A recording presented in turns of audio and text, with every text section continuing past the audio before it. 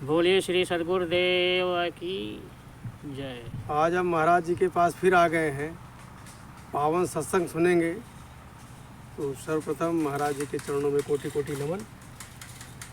तो हम भी श्रवण करेंगे और आप भी श्रवण कीजिए सत्संग का, क्योंकि जीवन में सत्संग बहुत ज़रूरी है।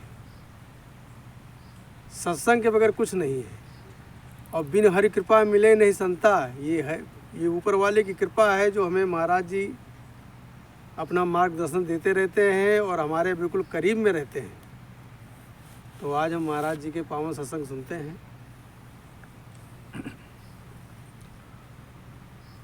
देखिए, सदगुरु कबीर साहब का अनुराग सागर जो है, हम्म, धर्मदास जी प्रश्न करते हैं और कबीर साहब उनको उत्तर देते हैं, समझाते हैं।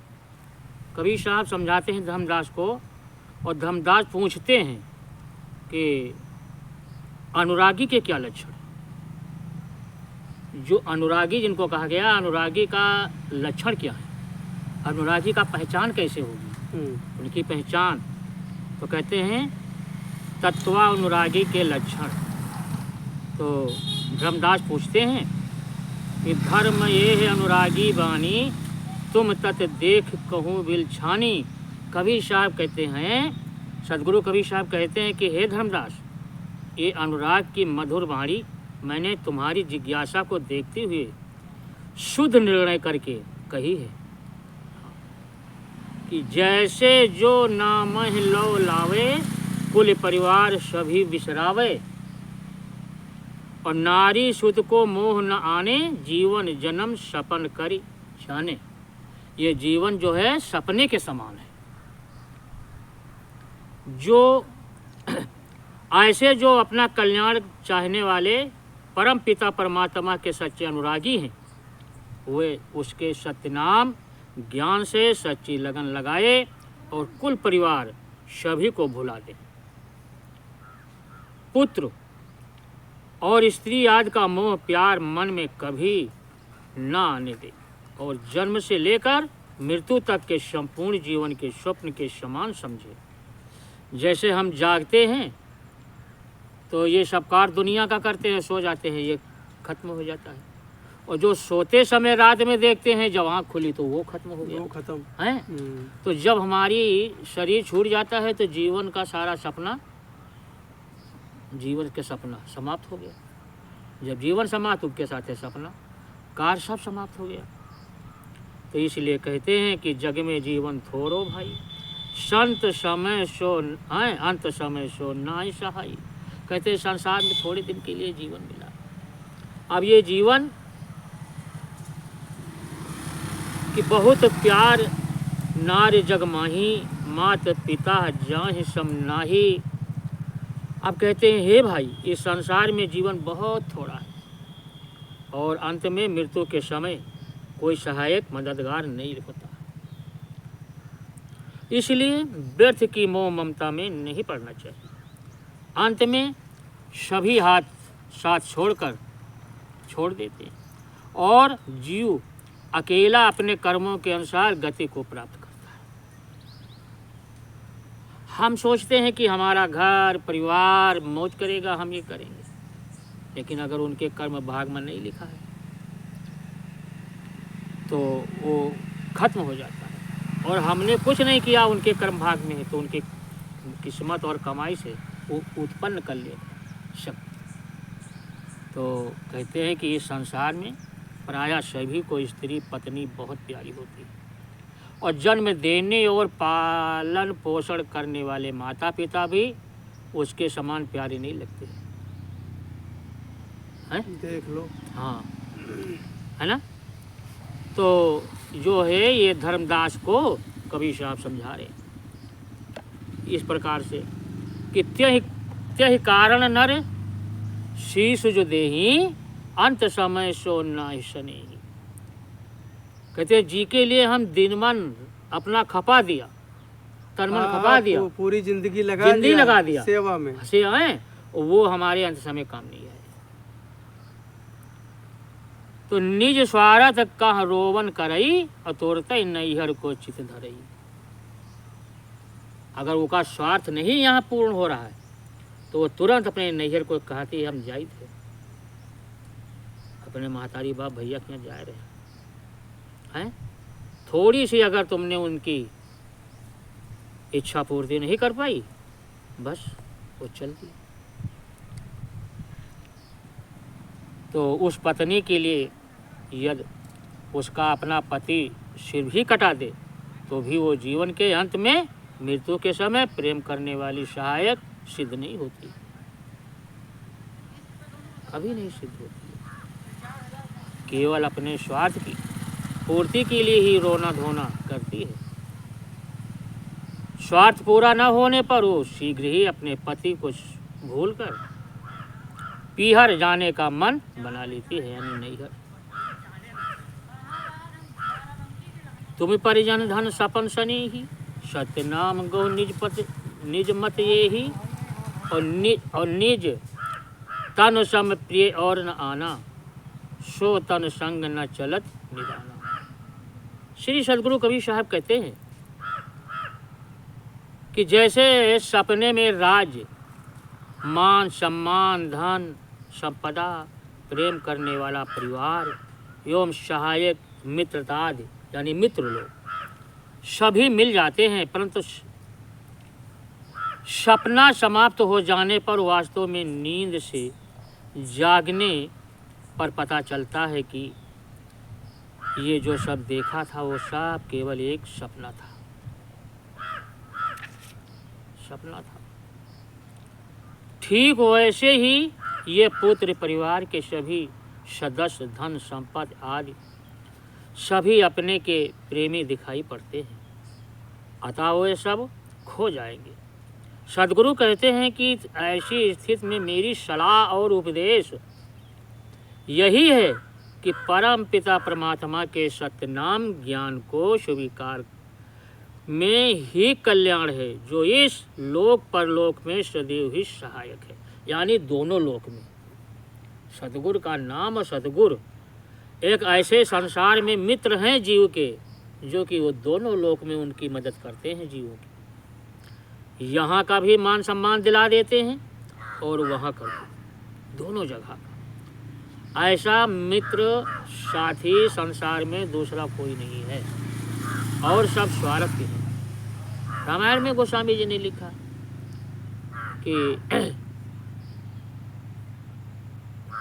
सुर नर मुन की या है रीति और स्वार्थ लाए करे सब प्रीति। अगर उनका स्वार्थ नहीं तुमसे बन रहा है तो वो तुमसे दूर चले जाइए, वो तुमसे प्यार न करिए, करी है तो न करिए। इसलिए तो कहते हैं कि इस संसार, इस आसार और संसार में अपने शरीर के समान प्रिय और कोई दूसरा नहीं आता।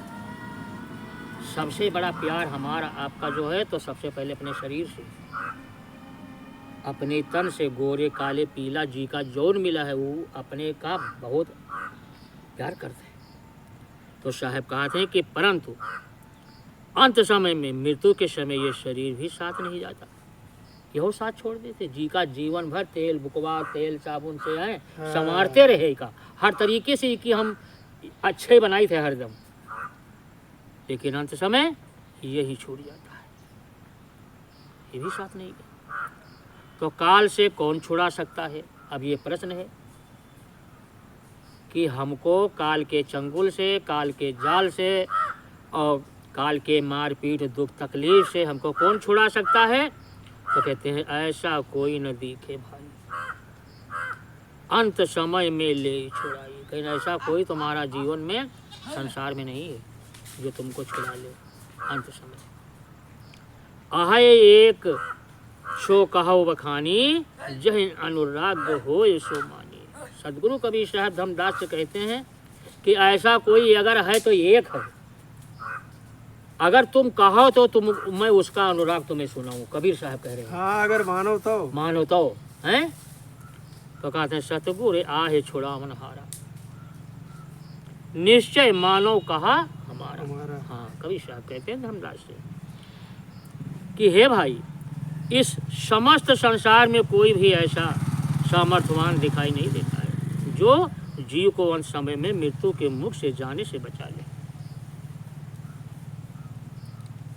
उस समय मनुष्य के सभी नाते रिश्तेदार मित्रजन व स्नेही सभी विवश एवं असमर्थ होते हैं।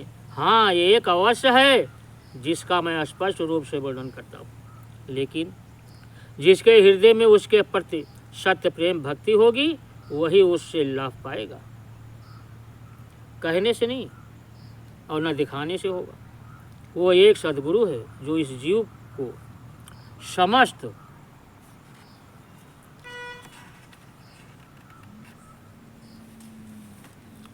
सांसारिक बंधनों और काल से मुक्त कराने वाला है। तो बिना किसी शंका और संशय की तो निश्चय पूर्वक मेरा कहा मानो।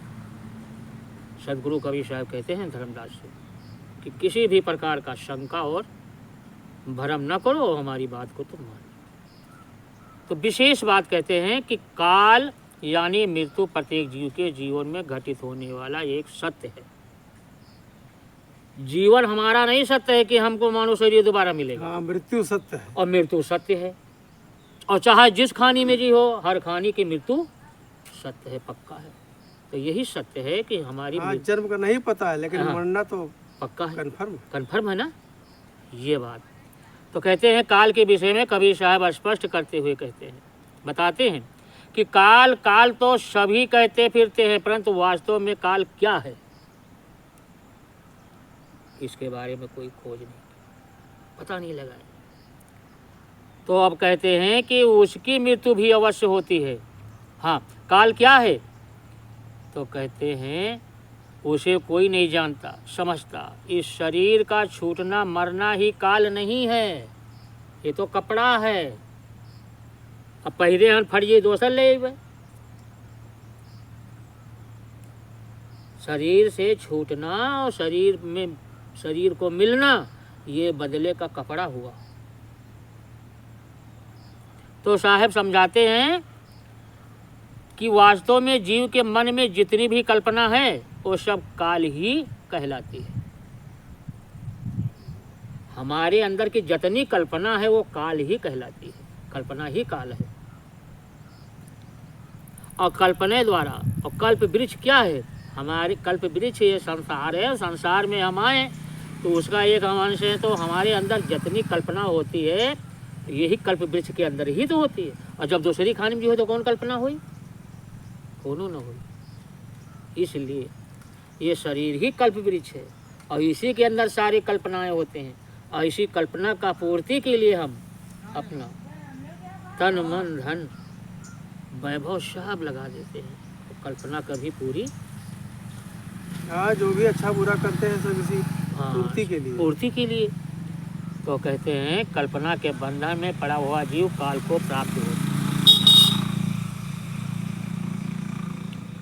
इस संसार में जीव जिस शरीर के साथ उत्पन्न होता है उसकी मृत्यु भी अवश्य होती है। अब यहाँ लिख दिया कि चाहे जिस शरीर के में उत्पन्न होगा लेकिन उसकी मृत्यु पक्का है। लेकिन जिसका जन्म ही ना हुआ हो उसकी मृत्यु कैसे हो सकती है? हाँ, जो पैदा नहीं हो कैसे खत्म होगा? कैसे खत्म होगा मृत्यु? ये सत्य है, जो पैदा होता है केवल वही मरता है। तो हमारे अंदर जो चीज़ पैदा होगी वो मरेगी। अगर हमारे अंदर कोई कल्पना ना उठे तो हम मुक्त हैं। कल्पना के जो बंधन में बंधे हैं, ये हो जाए वो हो जाए, ये मिल जाए वो मिल जाए, है यही कल्पना। तो साहब कहते हैं कि इसीलिए काल से बचने का सच्चा उपाय ये है कि जीव का जन्म पुनर्जन्म ही न हो। इसके लिए वो जिन कारणों से इसमें पड़ा हुआ है उन्हें समूल नष्ट कर दिया जाए, बस जीव मुक्त। और कर्म का बंधन है और कर्म ही हमारा प्रधान है। प्रधान कोई दूसरा थोड़े है, अपने कर्म के प्रधान आप ही हैं। जो आप किए हैं वही कर्म को मिलेगा। तो संसारिक मोह माया और विषय वासनाओं के बंधन में पड़ा हुआ अज्ञानी जीव बार बार शरीर को धारण करके पैदा होता है और मरता है। इस प्रकार मोह बसो आवागमन के चक्र में पड़ा हुआ अनंत दुखों को भोग रहा है। जीव की इसी अज्ञानता को किसी भी सांसारिक अस्त्र और शस्त्र से नहीं काटा जा सकता।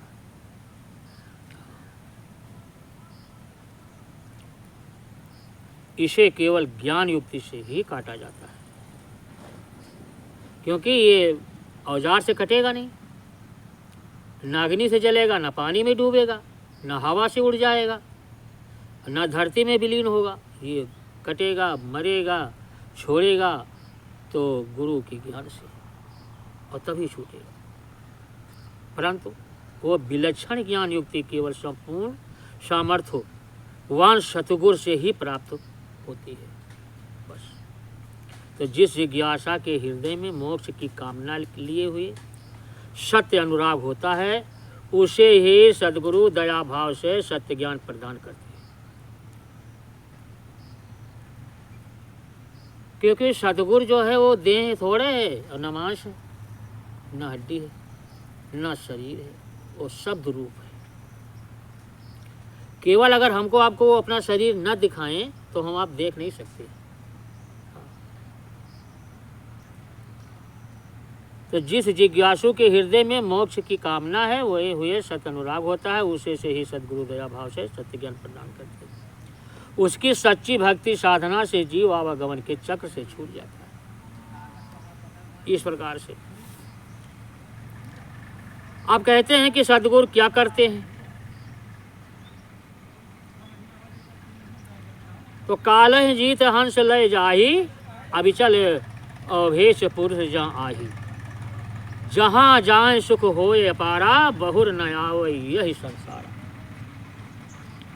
तो सत्य ज्ञान के बल से सद्गुरु काल पर विजय प्राप्त कर अपनी शरण में आए हुए जीव रूपी हंस सद्गुरु के प्रति पूर्णतया समर्पित होकर विधि पूर्वक दीक्षा ग्रहण करने वाला जीव हंस वृत्ति को प्राप्त होता है।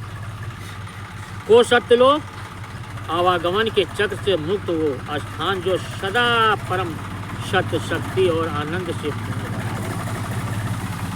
तो ले जाते हैं, जहाँ पर परम पिता परमात्मा उपस्थित है, जहाँ पर जाकर जीव को अवर्णनीय सुख की प्राप्ति होती है। अवर्णनीय का मतलब है कि वहाँ के सुख का न लिखा जा सकता है, न वर्णन किया जा सकता है। हाँ, इस प्रकार से वो वहाँ से लौटकर उस संसार में कभी वापस नहीं आता, यानी उसकी मुक्ति हो जाती है।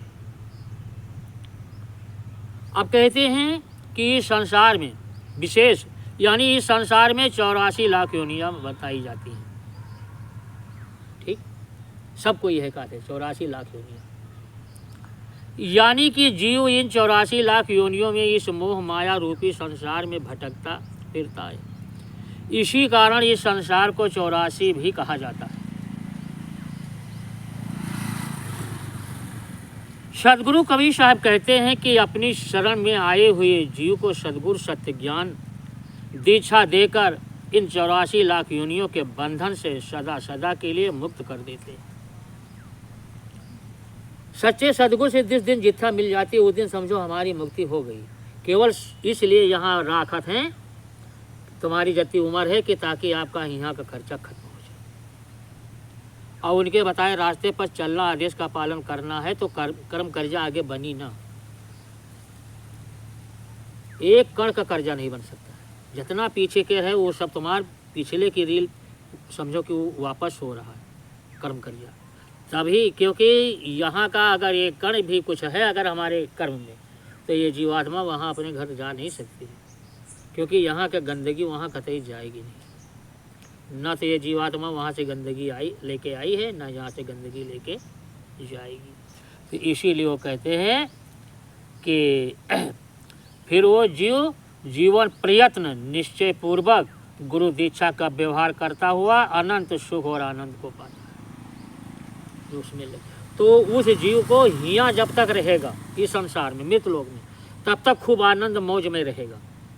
दुनिया वाले उसकी मौज आनंद का नहीं देख पाएंगे और न जान पाएंगे, और जब यहाँ से जाएगा तो वहाँ भी आनंद में रहेगा। तो इसी को कहते हैं दोनों लोग, गुरु मिल जाते हैं सच्चे तो दोनों लोग परलोक बना देते हैं। तो कहते अविचल देश को कौन पहुंच सकता है। ऐसे ऐसे प्रश्न हैं।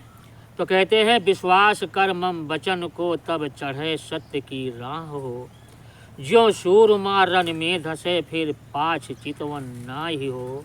पाछ का मतलब पीछे, वो देख के नहीं देखा था कि हमारे पीछे कोई हमका मार गई, वो अपने आगे वाले का देखा था बस। हाँ, अपना लक्ष्य देखो, अपना लक्ष्य और आगे वाले शूरवीर को देखो जिसे हमको लड़ना है कि वो किधर कैसा दांव चल रहा है, हैं? तो कहते हैं कि सती शूरा भाव लख के संत सो मग धारिये, और मृतक भाव विचार गुरुगम काल कष्ट निवारिये।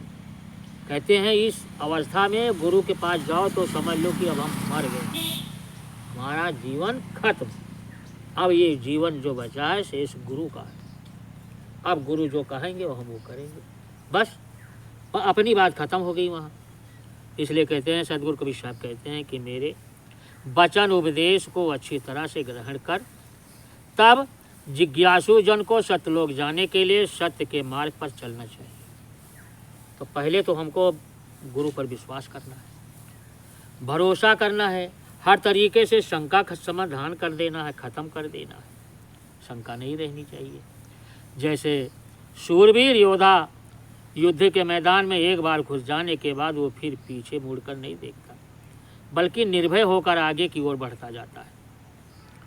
ठीक वैसे ही कल्याण की इच्छा रखने वाले जिज्ञासु साधक को सत्य की राह पर चलने के बाद फिर पीछे नहीं हटना चाहिए। अगर हम पीछे हटे तो ना हम फिर इधर एक रह गए और ना उधर एक रह गए, कोनो मतलब ना यही लोग के मतलब रहेगा ना वही लोग के मतलब रहेगा, कोनो मतलब न रहेगी।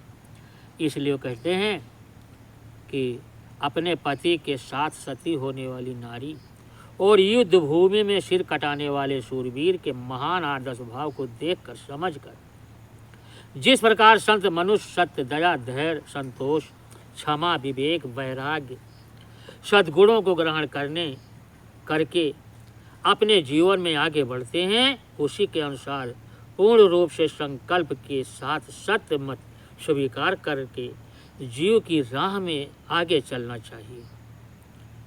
जीवित रहते मृतक भाव, अभिमान रहित मोह माया और सभी प्रकार के विषय विकारों से मुक्त होना का विचार कर सद्गुरु के सत्य ज्ञान से काल कष्ट का निवारण करना चाहिए। यानी कि काल के कष्ट से हम कैसे छूटेंगे, काल के दिया हुआ जो दुख तकलीफ है यहाँ भोग रहे हैं, इससे कैसे छूटेंगे। तो इसलिए ऐसे सद्गुरु के बताए हुए रास्ते पर चलना चाहिए, उनके आदेश का पालन करना चाहिए। अब साहब कहते हैं कि अधिकारी की दुर्बलता, कोई किशोर जीव सो ऐसी करनी करे, ताह मिलेंगे पीऊ कहें कबीर विचार के। सद्गुरु कबीर साहब विचार करके समझाते हुए कहते हैं कि लाखों करोड़ों में से जो कोई एक बिरला मनुष्य जीव ही ऐसा होता है जो सती, शूरवीर और सत्य के बताए हुए उदाहरणों के अनुसार अपना आचरण कर सकेगा, तो तभी उसे परमपिता परमात्मा अवश्य मिलेंगे, यानी वो परमात्मा का दर्शन कर पाएगा। लाखों करोड़ों में एक, लाखों करोड़ों ये बहुवचन हुआ। बहुवचन का मतलब है कोई गिनती नहीं है कि कितने में हमको यूँ मिली। जिसे जहाँ एक कहा जाए वो एक वचन हुआ, और एकोम द्वितीयो नाश बहुवचन हुआ। इस प्रकार से सद्गुरु समझाते हैं धर्मदास को, और धर्मदास प्रश्न करते जाते हैं। और तो अब धर्मदास वचन, यानी धर्मदास कहते हैं कि मृतक किसे कहते हैं। तो मृतक भाव प्रभु को बुझाई, मृतक भाव प्रभु कहो बुझाई, जाते मन की तपन नशाई, कहे विध मरत कहो यह जीवन, कहो बिलो ये नाथ अमृत धन। बिलो का मतलब होता है जिसे दही बत के घी निकाल लिया गया, ऐसे इसको कहते हैं बिलो, कि हमको सच्चा ज्ञान इस संसार से निकाल करके अलग सच्चा ज्ञान समझाओ। तो सदगुरु कबीर साहब कहते साहब से जीवित रहते हुए मृतक भाव के बारे में विचार करने और उसे ग्रहण करने का धार्मिक वचन सुनकर श्री धनी धर्मदास जी विनम्र भाव से पूछते हैं कि हे प्रभु, मुझे मृतक भाव को पूर्ण रूप से स्पष्ट करके बताओ, जिससे मेरे मन में व्याप्त शोक, चिंता और भय आज समाप्त हो जाए और मुझे शांति प्राप्त हो। हे मधुर वचनों की वर्षा करने वाले नाथ, मेरे ऊपर कृपा करते हुए मुझे अच्छी तरह से समझा कर बताओ कि जीवित रहते हुए किस तरह मृतक दशा को उपलब्ध हुआ जाता है। सदगुरु कबीर वचन मृतक के दृष्टांत से समझा रहे हैं। तो कहते हैं कि धर्मदास या कठिन कहानी और गुरु मत ते कोई बिरले जानी। कहीं जो गुरु के मत से जानी वो कोई बिरला हुई, जो ये मृतक कहानी का शेष। तो कहते हैं कि सदगुरु कबीर साहब समझाते हुए कहते हैं कि हे धर्मदास, जीवित रहते हुए जीवन में मृतक दशा की कहानी बहुत ही कठिन है। इसे सतगुरु के सत्य ज्ञान से कोई बिरला जन सत्य भक्त ही जान पाता है, जो सच्चा भक्त हो। यानी सदगुरु से प्राप्त सत्य ज्ञान के उपदेश के सुप्रभाव से ही इस स्थिति को प्राप्त किया जाता है। जीवित रहते हुए मृतक दशा का प्राप्त होना किसी सच्चे भक्त की भक्ति का साधना की सर्वोच्च स्थिति है। इस स्थिति में साधक संसार और शरीर की आशा, तृष्णा, काम, क्रोध, लोभ, मोह एवं अहंकार का पूर्णतया त्याग कर सर्वोदृष्ट सहज अवस्था को पाता है। तब मृतक भाव को उसके महान सहित स्पष्ट करते हुए सदगुरु कबीर साहब समझाते हुए कहते हैं कि जब तक जीव में इस शरीर के प्रति आसक्ति है तब तक जीवित रहो हुए मृतक भाव को नहीं पाया जा सकता। जब इस शरीर और सांसारिक मोह माया का मन से पूर्ण रूप त्याग किया जाता है तब ही निश्चित होकर मृतक दशा में रहा जाता है। जीवित रहते हुए जीवन में मृतक दशा तब समझें जब अपने अहंकार को सर्वथा समाप्त कर दिया जाए और अपने भीतर सहज शून्य परमात्मा स्वरूप में मन को लगाया जाए। परंतु ये भी सत्य है कि जीवित रहते हुए मृतक भाव की स्थिति प्राप्त कर पाना अत्यंत ही दुरूह है, यानी बड़ा कष्ट है, जिसे साधारण मनुष्य प्राप्त नहीं कर सकते। देखिए, इसी पर एक गुरु महाराज ने दृष्टांत सुनाया था। हाँ, कि एक महात्मा थे और एक राजा था। तो राजा वो महात्मा के पास गए और महात्मा से कुछ बातचीत हुई। तो महात्मा जी ने जड़ी बूटी को तैयार किया, बढ़िया घोल कूट पीस के खूब अच्छी तरह से। तो 3 गिलास तैयार किए महात्मा जी ने। वो जड़ी बूटी घोल कूट के 3 गिलास तैयार किए। 1 गिलास महात्मा जी को, राजा जी को दिया पीने के लिए और 2 अपना पी गए। अब वो जड़ी बूटी जो थी उसको पिया तो राजा जो है रात में उसको विषय बहुत तेज से सताया, इतना कि वो रात भर सोया नहीं और ना अपनी रानी को सोने दिया। समझ गए? तो उसने सुबह सोचा कि जब हमने 1 गिलास पिया है तो हमारी ये दशा हुई, और उसने 2 गिलास पिया। क्या हालत होगी? तो उनको दंड देना चाहिए। हाँ, ऐसी दवा बनाते हो? ऐसी दवा बनाते हो। और तुम फिर क्या करते होगे, है ना? तो वो सुबह तुरंत गया और उनको महात्मा को बुलाया और महात्मा से कहा देखिए तुम ये मतलब है, उनको बहुत कुछ अपशब्द कहा। महात्मा कुछ नहीं बोले। तो महात्मा ने कहा ठीक है, आज तुम शाम को फिर आना, तुमको आज हम दवा देंगे, फिर दूसरी दवा देंगे, महात्मा ने कहा। लेकिन महात्मा ने वही दवा 6 गिलास तैयार किया और राजा को 2 गिलास दिया, कहा आज 2 गिलास पियो और अपना 4 पी गए। लेकिन राजा से महात्मा ने कह दिया कि देखिए आज तुम्हारी रात भर का जीवन है, सुबह आपका जीवन समाप्त हो जाएगा, यानी आपकी मृत्यु हो जाएगी। राजा अब पी लिए थे पहले, हाँ, चिंतित हो गए। चिंतित हो गए। सारी रात वो चिंता में बैठे रहे, ना दवा का नशा, ना राज का नशा, ना रानी का ध्यान। ना रानी का ध्यान, यानी कुछ नहीं। रात भर बेचारा इंतजार करता रहा और महात्मा ने कहा था सूरज निकलते ही आपके प्राण निकल गए। हाँ, मौत के दर्शन कर रहे थे। हाँ, अब वो इंतजार करते करते वो दवा का कुछ उनको असर ही नहीं हुआ, कुछ पता ही नहीं चला। अब ये जब सूरज निकला ये नहीं मरे, तो इनको शंका हुई कि ये महात्मा झूठ बोलता है। गए फटते देखा तो देखा महात्मा के पास पहुंचे और महात्मा भी। तो कहा राजन क्या समाचार है, कैसे आना हुआ? तो कहा महाराज आपने कहा था। तो देखिए, तो कहा कि मैं इसीलिए तो कह रहा हूँ कि हम लोग जिंदा नहीं रहते, क्योंकि हरदम मौत सामने खड़ी है, किस समय किस दिन आ जाए। तो जब मौत की चिंता होती है तो वो इंसान गलत कार्य नहीं करता है। राजा के सारी बात समझ में आ गई और उसी दिन वो राजा उनका शिष्य बन गया और रास्ता लेकर भजन करने लगा।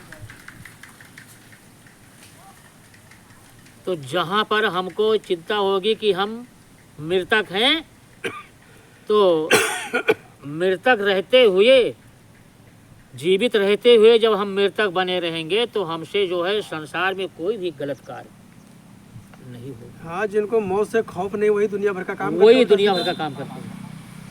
वो ये नहीं सोचते हैं कि हमको ये चले जाना है, यहाँ नहीं रहना है, कैसे हमको जीवन जीना है। तो इसी प्रकार से कहते हैं कि मृतक होय के खोजें संता और शब्द विचार गहें मगु अंता।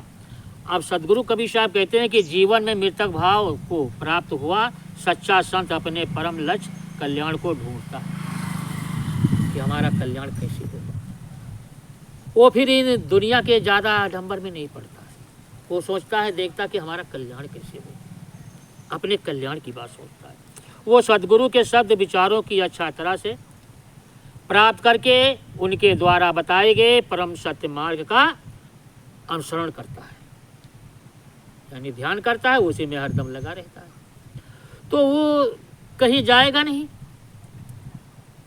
उसको क्या मतलब है, वो तो गुरु पर भरोसा है, जो गुरु दे देंगे भेज देंगे वो हम खा लेंगे, बस उसको ये संतोष है कि जो गुरु भेज देंगे हमारे पास हम वो खाएं। तो भृंगी का दृष्टांत है कि जैसे भृंग कीट के पासा कीटे गए गुरुगम प्रकाशा और शब्द घात कर महते ही डारे और भृंगी शब्द कीट जो धारे। अब कहते हैं उदाहरण स्वरूप है, जैसे भृंगी जब कीट के पास जाकर उसे अपना तेज शब्द स्वर सुनाता है तो कीट उसके गुण ज्ञान गुरु ज्ञान रूपी वचनोपदेश शब्द प्रकाश को ग्रहण करता है। तो गुंजार करते हुए भृंगी अपने तेज शब्द स्वर की गुंजार सुना कर कीट को पृथ्वी पर डाल देता है और जो कीट उस भृंगी शब्द को धारण करे, तो कहते तब लयगो भृंगी निज गेहा और स्वात देह कीन्हो सम देहा भृंगी सम कीट जो माना वरण फेर यापन कर जाना। यानी तब भृंगी उसे अपने घर ले गया तथा गुंजार कर उसे अपना स्वाति शब्द सुनाकर उसके शरीर देह को अपने समान भृंगी बना लिया और भृंगी के समान शब्द रूपी स्वर गुंजार याद कीट ने अच्छी तरह से स्वीकार कर लिया। तो भृंगी उसका आवरण बदल कर अपना जान लेता है और दोनों में कोई अंतर नहीं रह जाता, सम स्वरूप हो जाते हैं, यानी दोनों एक समान। गुरु और शिष्य में कोई अंतर, तब वो गदहिला या झिंगुर या कीड़ा जोन कुछ पकड़ेगा वो बिल्कुल भिलनी के समान बन जाएगा। भृंगी कीट का मतलब है तो वो जो पकड़ता है तो हाथ पैर मोछे पंख सब काट देता है, यानी संपूर्ण कर देता है एकदम बराबर।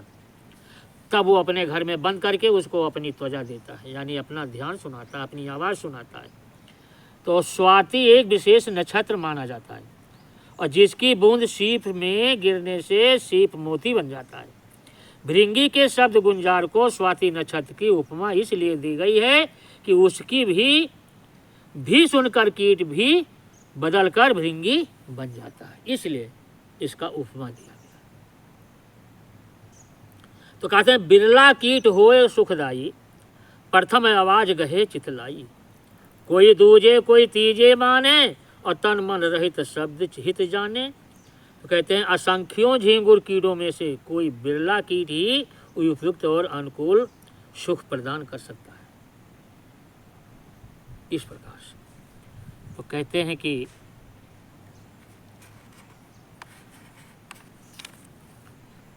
करने वाला होता है जो भृंगी के प्रथम शब्द गुंजार को हृदय से स्वीकार करता है।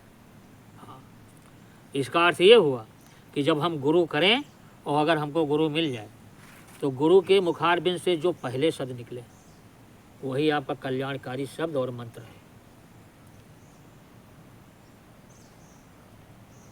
जो पहला हुक्म आदेश हो जाए, फिर संसार में तमाम हुक्म आदेश होते रहेंगे, लेकिन नहीं, जो वक्त में पहले पहले गुरु के मुखारबिंद से जो हमको मिले वही हमारा मेन कल्याणकारी शब्द होता है। अन्यथा कोई दूसरे और तीसरे शब्द स्वर को मानकर स्वीकार करते हैं। तन मन से रहित भृंगी के उस महान शब्द रूपी स्वर गुंजार को स्वीकार करने में ही झींगुर कीट अपना भला मानते हैं। तो इसका मतलब ये हुआ कि जैसे गुरु ने जीवन में तमाम बात बताएंगे, तो जौने में अपन स्वार्थ बनाए वाला देखी हैं और जौने में आराम देखी हैं उका अपना लिया है, कहीं यह तो गुरु एक बताना है ये चीज़। और गुरु के एक ही वाक जीवन बदल जाता है और जीवन का मुक्ति मिल जाती है, लेकिन वो सबसे पहले वाक होता है। हाँ। तब कहने भृंगी शब्द कीट न गाही तो पुण्य कीट आश्रय रहाई। अगर उके तुम पहला शब्द नहीं गए हो तो तुम चाहे जितने फिर आश्रय रहो। तो है आसान, आसान है यो, आसान नहीं है। धर्मदास या कीट को भेवा यह मत शिष्य गहे गुरुदेवा। भेवा का मतलब भेद, कहीं कीट का जो भेद मैंने तुमको बताया है, इस कीट के भेद को जो सबसे पहले वचन हो और शिष्य गह लिए, धारण कर लिए, बस उसका काम बन गया। इस प्रकार से तो भृंगी के शब्द स्वर गुंजार को जो कीट स्वीकार नहीं करता तो फिर वो कीट योनि के आश्रम में ही पड़ा रहता है, यानी 84वां पड़ा। 27 लाख कीट योनि है, तो 27 लाख कीट योनि में वही पड़ा रहेगा। मरो जन्मो मरो, और ऐसी ऐसी कहानी है कि एक एक दिन में कई बार वो जन्मत है मरत है।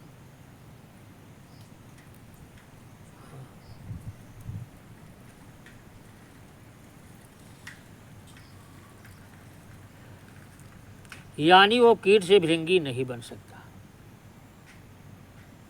तो सदगुरु कबीर साहब कहते हैं कि हे धर्मदास, ये कीट का भृंग में बदलने का अद्भुत रहस्य है जो कि महान शिक्षा प्रदान करने वाला है।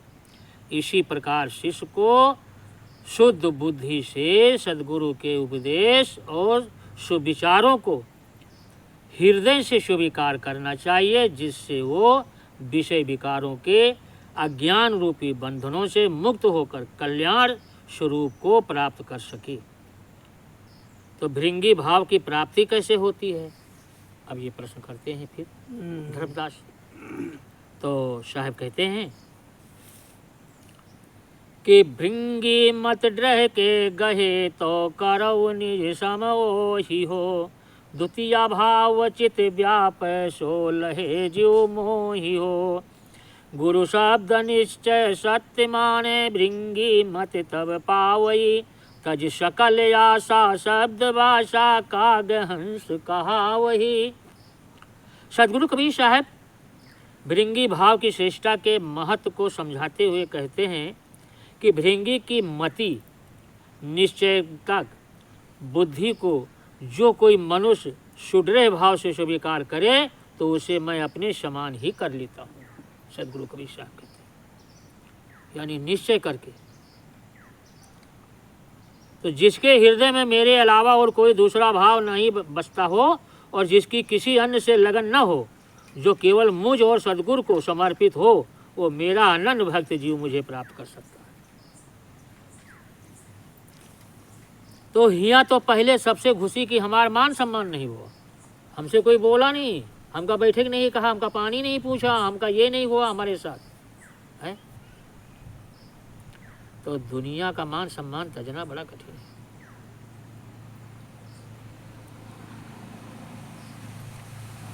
इसलिए वो कहते कि जो गुरु के शब्द उपदेश को निश्चय पूर्वक सत्य मान कर स्वीकार करता है तभी वो भृंगी पति को प्राप्त कर पाता है। फिर वो सभी सांसारिक आशाओं का त्याग करके और मेरे शब्द के अनुसार अच्छी तरह से उसका आचरण करता है तो वो नीच योनि में बसने वाले कौवे से बदलकर उत्तम योनि को प्राप्त हंस कहलाता है।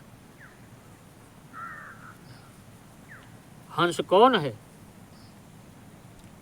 तजे काव्य की चाल सत्य शब्द गहे हंस हो, मुक्ता चुगे रसाल पुरुष पक्ष गुरु मम गवन।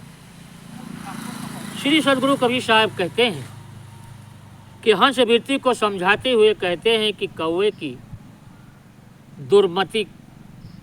दुर्मकृति को त्याग कर सदगुरु के सार शब्द सत्य को स्वीकार करके हंस होना चाहिए। यानी सदगुरु के उपदेश को हृदय से स्वीकार करके मन वचन वाणी और कर्म से पवित्र विनम्र उद्धार सदाचार एवं सात्विक सद्गुणों से युक्त हंस के समान होना चाहिए।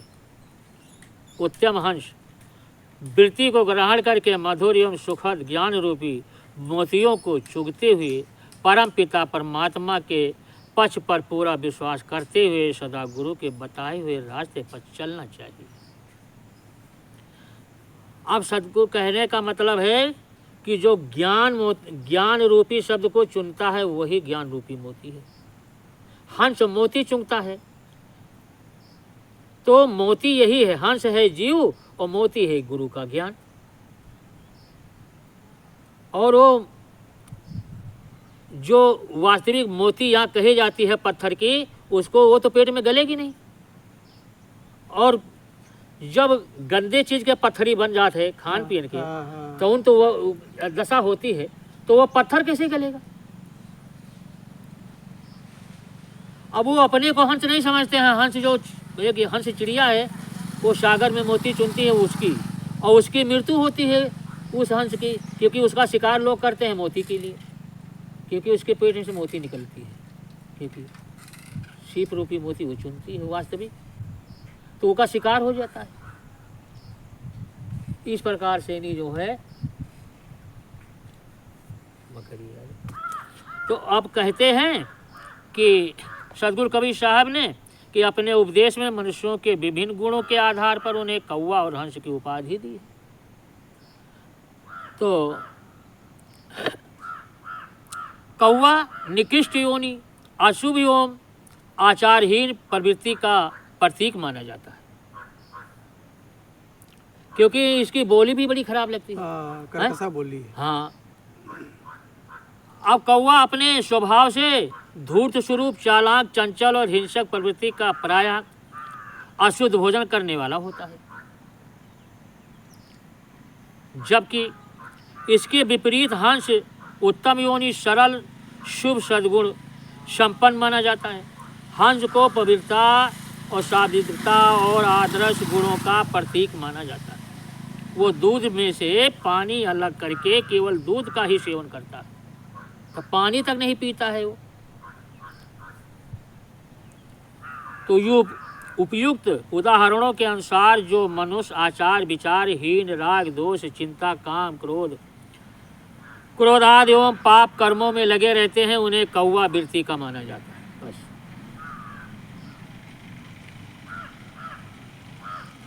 और जो इसके विपरीत शुद्ध आचार विचार रखने वाले हो, सेवा सत्संग गुरु ज्ञान के बताए मार्ग पर चलने वाले सात्विक प्रवृत्ति के होते हैं, उन्हें हंस प्रवृत्ति का माना जाता है। इस प्रकार तो दुर्लभ मनुष्य जीवन के कल्याणार्थ सदगुरु कवि साहब समझाते हुए कहते हैं कि हे मनुष्य, तू समस्त अमानवीय कर्मों का त्याग करके और सत्कर्मों का अपना कर अपना ये मनुष्य जीवन सार्थक कर ले, क्योंकि ये जीवन बार बार नहीं मिलेगा। कौवे जैसी द्रुम वृत्ति को त्याग कर हंस जैसी सवृत्ति को धारण कर, तभी ये तेरा मानव जीवन सार्थक होगा। कबीर साहब कहते हैं कि इस संसार में ये तंत्र मंत्र सब मिथ्या है, माया जाल है, इनसे कोई भी साधना सिद्ध या कल्याण नहीं हो सकता। अतः भूल कर भी इनके चक्कर में मत पड़ो। सद्गुरु का सार शब्द जाने बिना, धारण किए बिना कल्याण नहीं होगा। यहाँ चाहता माला घुमाओ। हाँ चाहता माला से कुछ नहीं। कहा था माला तो कर में फिरे, जिभ्या फरे मुख माए, और मनुआ तो चौदिस फिरे, यह तो सुमिरन नाय। जिसे राहट के मलिया वही चक्कर काटती रहती है उसी में, और नीचे से अमृत भर के लाती, ऊपर वही फिर उड़ेल दिए थे। अगर वो ज्ञान रूपी पनारा ना रखा जाए तो वो बाहर अबे न करी, वही गिरा करी। तो हमारी आपकी वही मतलब है राहट की चक्कर गिरती है, ये जन्म मरण। अब बात समझ में आई? हाँ, तो ये राहट की मलिया की तरीके से तो ज्ञान रूपी जब पनारा लगा दिए तो संसार रूपी भवसागर से बाहर निकल गए। वो पनारा गुरु जी के पास है। वो पनारा गुरु जी के पास है, और वो पनारा जब तक नहीं लगेगा तो वो कुइया का जल उसी कुइया में गिरता रहेगा। तो यानी हम 84 में रह करके 84 में ही पड़े रहेंगे, इसी में कर्म भोगते रहेंगे, और हमारा जो है उद्धार बाहर नहीं होगा, क्योंकि वो ज्ञान रूपी पनारा मिला है कि लव लगा दे तो जो गिरा से पानी तो बाहर आ जाए, कुआं के बाहर आ जाए। इस प्रकार से समझाते हैं सदगुरु, कहते हैं।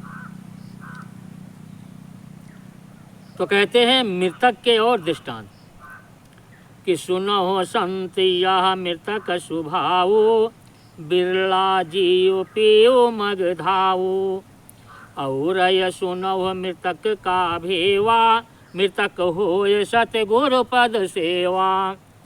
मृतक छोह निभाऊर धारे, और छोह निभाव जीव उबारे। सदगुरु कबीर साहब कहते हैं कि हे संत धर्मदास, जीवित रहते हुए ये मृतक भाव का अनूठा एक ज्ञान तुम ध्यानपूर्वक सुनो। इसे ग्रहण करके ही कोई बिरला मुमुक्ष जीव ही परम पिता परमात्मा को प्राप्त होने वाले साधना मार्ग पर चल पड़ता सकता है। मुमुक्ष का मतलब होता है बिल्कुल कमजोर। अगर वह ये बात का धारण कर लिए तो समर्थ होके निकलिए। और यह सब जीव तो निर्बल है, शक्तिशाली तो कोई है नहीं। तो कहते हैं कि तुम मुझसे उस मृतक भाव के गहन रहस्य को और विचार पूर्वक सुनो। शिष्य मृतक होकर सत्य का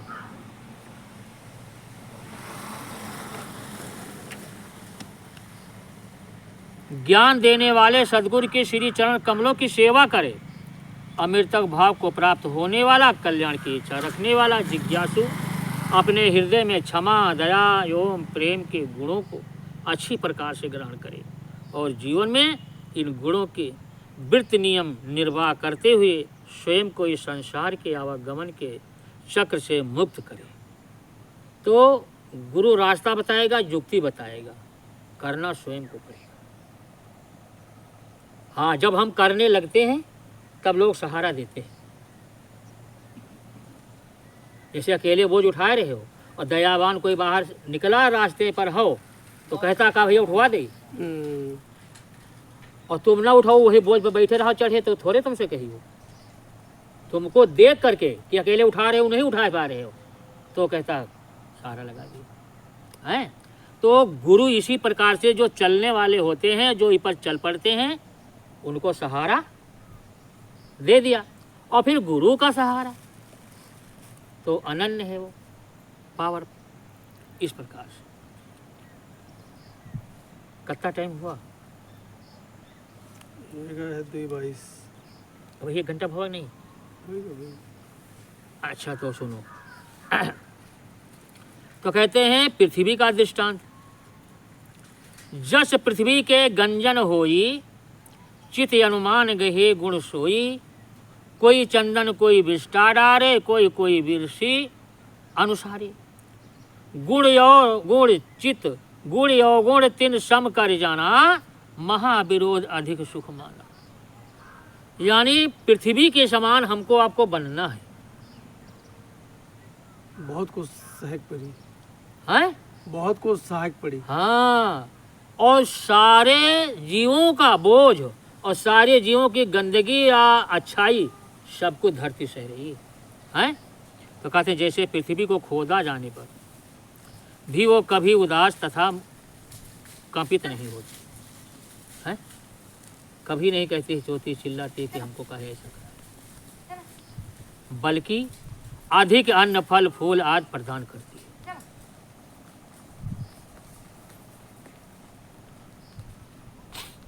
उसी प्रकार अपने हृदय में पृथ्वी के इस गुण को अच्छी तरह से आत्मसात्म कर धारण करना चाहिए अपने हृदय में। और हृदय रूपी धरती है, और जब हम इसको जान लेंगे कि हमारा ये हृदय है और विश्वास हो गया, तो इसमें चाहे जितना खोदो, चाहे जितना बो, चाहे जितना को सब उत्पन्न होगा, क्रोध नहीं आएगा। लेकिन जब ज्ञान नहीं होता है ना, तब क्रोध आता है। जब कहीं से कुछ मिला नहीं है तब क्रोध। तो अपने अपने स्वभाव के अनुसार पृथ्वी को कोई चंदन तो कोई विष्टा है, और मल पाखाना आदि डालता है, और कोई कोई किसान मजदूर उसे खेती का कार्य करने के लिए खोदता जोतता है, परंतु उससे भी पृथ्वी कभी विचलित नहीं होती। वो सहज शांत भाव से सभी प्रकार के दुखों को सहन करती हुई सभी के गुण अवगुण को समान मानती है, और स्वयं के प्रति किए जाने वाले मान अपमान का विरोध नहीं करती, बल्कि उसे अधिक सुख देने वाला मानती है। यानी खोदने जोतने पर अधिक उपजाऊ और फलदायक होती है।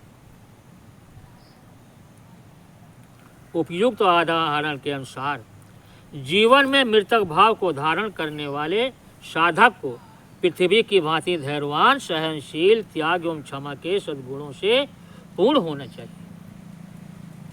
अगर ये गुण धारण नहीं है उसके अंदर, तो वो साधु महात्मा सन्यासी योगी नहीं है।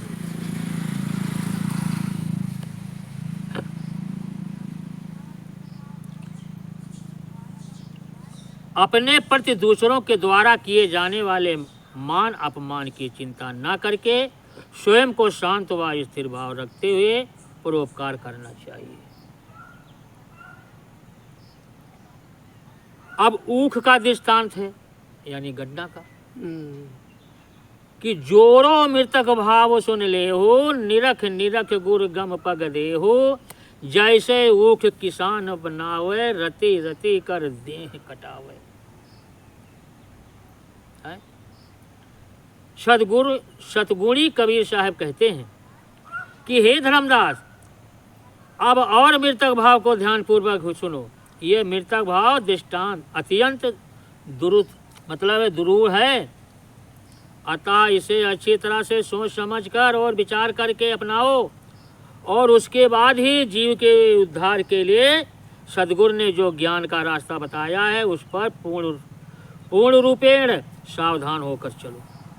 मृतक भाव में स्थित संत साधक गन्ने की भांति होता है।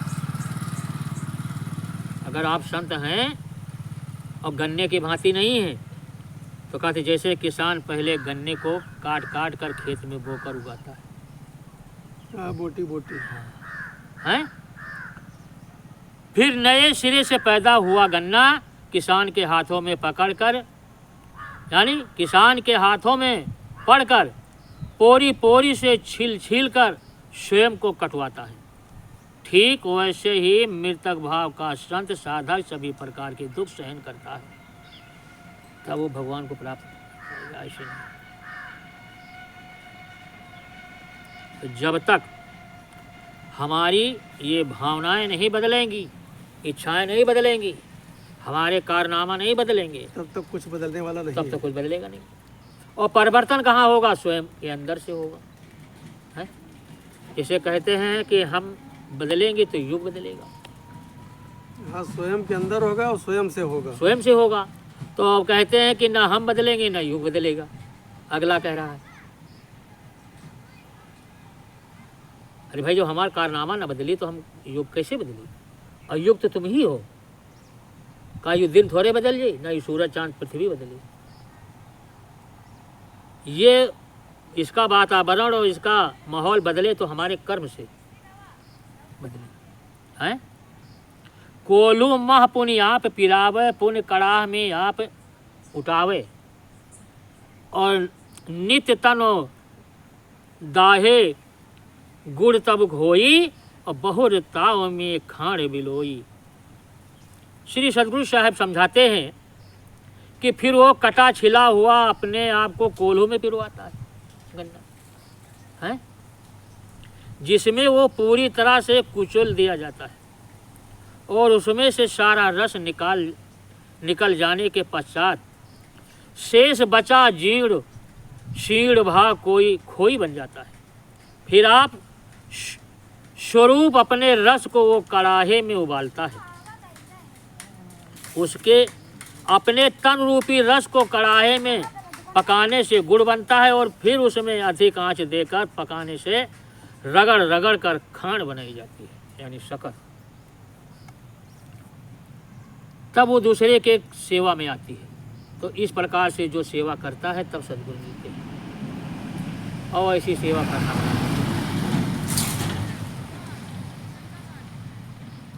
ताहु माँ है ताव पुण्य दीना, वह खाड़ी माँ फिर दोबारा ताव दिया गया, फिर जलाया गया, तो चीनी तबे कहाँ मन लेगा, तब वो चीनी बनी। चीनी होए बहुर तन जारा, ताते मिश्री है अनुसार। फिर चीनी को फिर गलाया, फिर उसको जारा गया, तब मिश्री बनी। तो कहते हैं खांड बन जाने पर फिर से उसमें ताव आंच दिया जाता है, और फिर तब उसमें जो दाना बनता है वो चीनी कहलाता है। चीनी होकर तब फिर से उसके चीनी रूपी शरीर को पकाया जाता है, तो उस कर्मानुसार वो मिश्री बन जाती है। तो मिश्री से तब कंद कहावा, और कहें कबीर सबके मन भावा।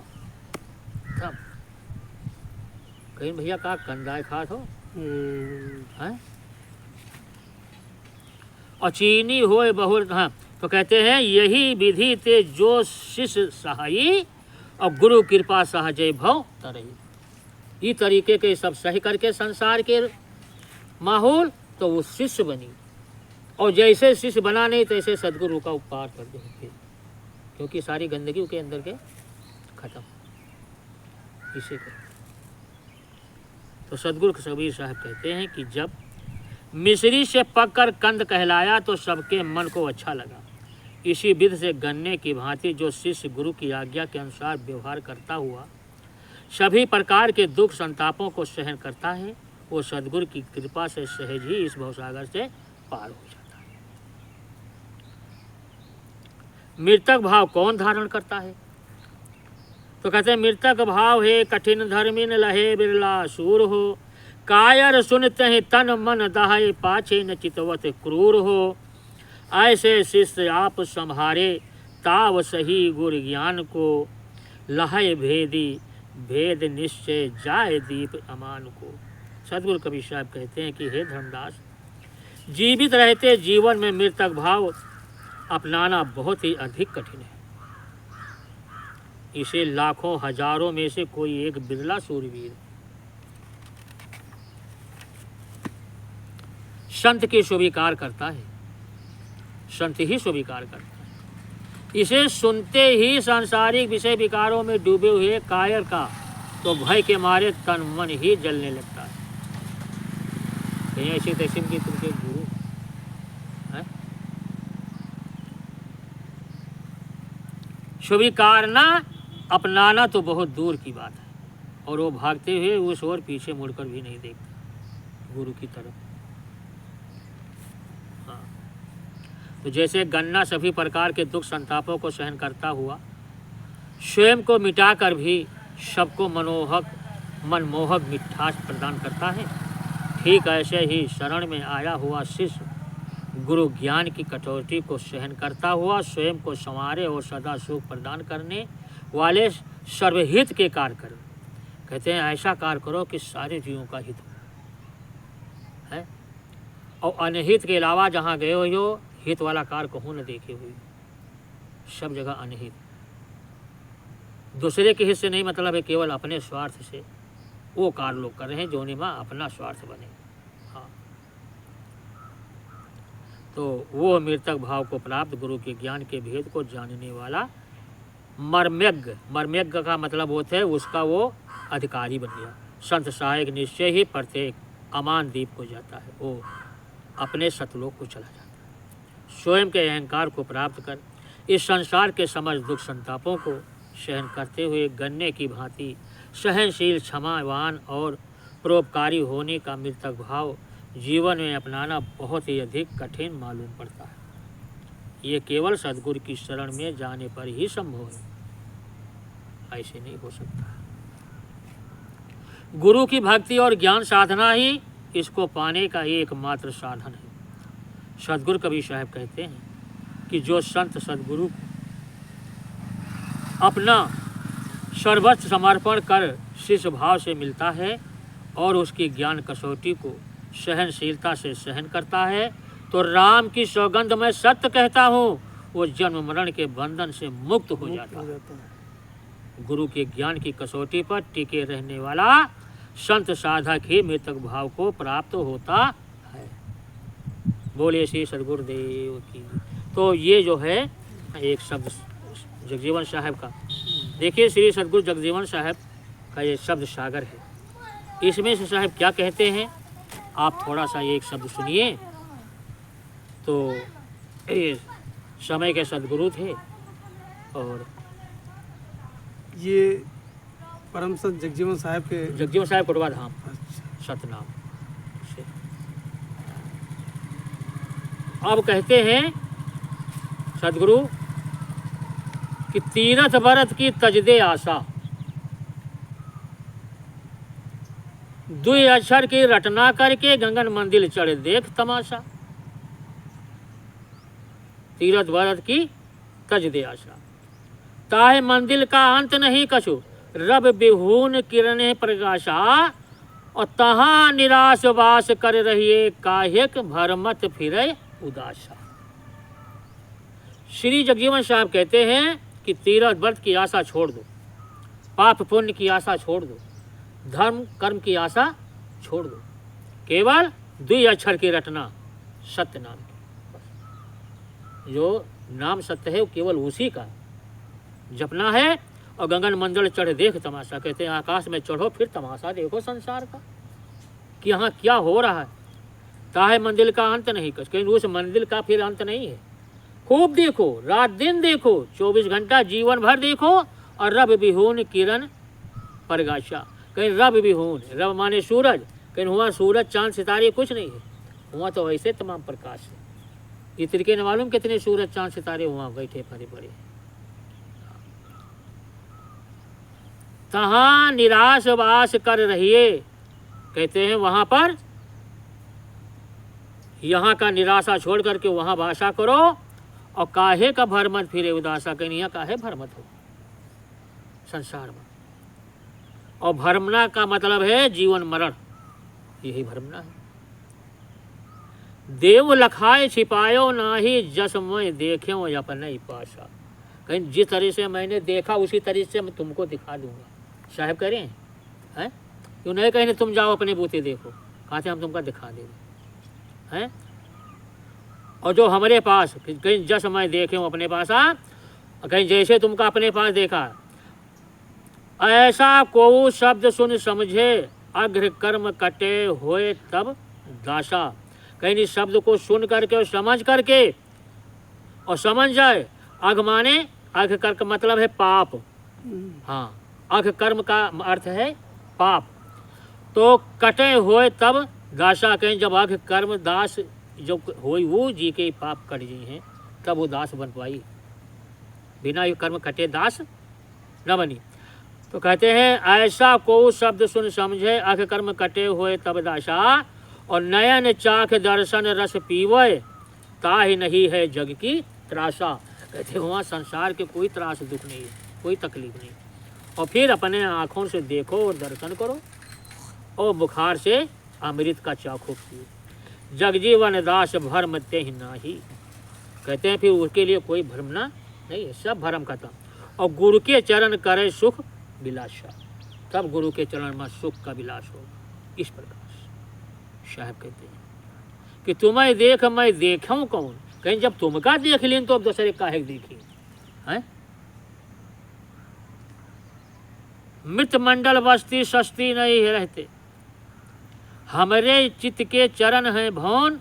और सत मत पाए लाए के रहे हैं, जिन क्यों आपका जान्यो मैन। यानी जो आपका मैन जान ली तो आपका चित्त वित्त जौन कुछ हो गया सब आप ही के रम समर्पित। भयो है सूर भ्रम सब त्याग्यो। कहीं जो भ्रम टूटेगा तो श्याम वो मतलब है सूरवीर हो गया। और निजवासर निरखतरे हो अन। और जगजीवन दास मन अचल ज्ञान बस, रहो मगन सदा सुख चैन। इस प्रकार से कहते हैं साहब हमारी को हरि सो कही हो जाए। कहीं हमार बात हरि से को संदेश लेके जाई कहे। कितने गूढ़ शब्द हैं। भसम चढ़ाए मैं भजो जोगनिया, उन मन दर्द न आई। जीवन में भसम लगा ली जोगिन बन गई हैं और जोगी बन गए और जीवन खपा दी, लेकिन उनके दर्द जब नहीं आई तो तुम सच्चे जोगी नहीं बने। तो सच्चा जोगी बने थे तो दर्द आएगी हैं। और नींद नहीं निशुभाषरी आवे, रोए रोए दिन रैन गंवाई। वही तिनके जोगी बनो। मीरा ऐसे नहीं पाई थे हैं, रात दिन मीरा रोई। और कहा था कि हंस हंस कंठ जिन पाया, कहीं न हंस हंस कंठ न पाया, जिन पाया तिन रोए। और हंसे खेले जो सुहाग, पिया मिले तो कौन सुहागिन हो। बिना रोए जैसे संसार के जो है नहीं मिलत है तो उसकी तो बात अलग है, हैं? जो संसार के पिया नहीं मिलत है बिना रोए। ऊधो पैयों परों तुम्हारी, तुम सब कहो सुनाए। जगजीवन दास चित चरण कमल मह, मनते नहीं बिसराए। हमारी हो हरि सो कहियो जाए। कहते हैं भाई हमार कोई संदेशा ले जाते, हरि से कह देते, बता देते हमार पीर। अब महते कछु कहियो न जाई, देखत समझत बूझ मन अपने। तुमते और नहीं अधिकाई, करें तपस्या बहुत भांत ते। बहुविध कोटिन तीर्थ बनाई अनहाई। और बिन दुई अंक अंक कर नाही, बिन दुई अंग अंक अंक कर नाही। अस मेरे प्रतीत मन आए, दान पुण्य व्रत नियम करे जो, नहीं दुई अक्षर की समिताई। कैसे तुम दान पुण्य चाहे जितना करो और जो दुई अक्षर हैं प्रभु के नाम, इनके बराबर हुई नहीं है दान पुण्य। कोई कोई संत जान कही भाग है, भाग्यो प्रगट सोई सब कहो सुनाई। और त्यागय पढ़ब गुणब कविताई, ज्ञान बहुत नहीं कहे बढ़ाई। कहते हैं जो न अकील अपन लगावत हैं, पढ़त हैं, सुनावत हैं, ये सब छोड़ दो, ज्ञान ईमान न लगाओ। ऐसे जुक्ति कर रही है जगत में, कृपा होए तो भक्त कहाई।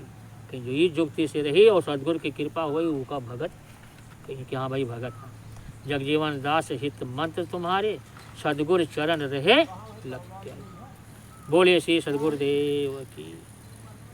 तो इस प्रकार से जो भक्ति करेगा उसका काम होगा, उसका काम बनेगा। इसी प्रकार से कहते हैं सदगुरु कबीर साहब कि जो मेरे वचन को मानेगा हे धर्मदास, और तुम्हारे बताए हुए जो तुम मेरी बात कहोगे और तुम्हारे कहने पर जो जीव मानेगा, तुम्हारे सन्मुख जो जीव आ जाएगा, मैं उसको भी पार कर दूंगा। जय गुरुदेव।